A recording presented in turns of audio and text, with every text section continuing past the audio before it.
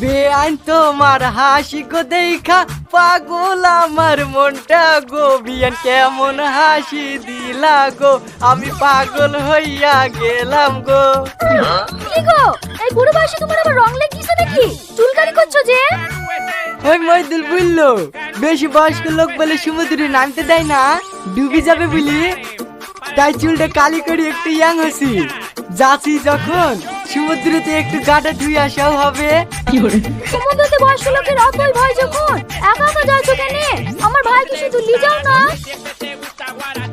সব সময় তোমার ওই ভাইকে পেছ লাগাইও না দিনি, ওই শালার স্বভাব চরিত্র খুব খারাপ। কখন কোন মেয়ের পেছনে লাগবে তখন আমার মতো ভালো মানুষকে মার্কে বাড়ি আসতে হবে। আর যদি খুব বেশি সমস্যা মনে হয় তাহলে আমি পানিতেই নামবো না।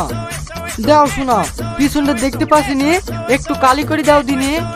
কই দাও।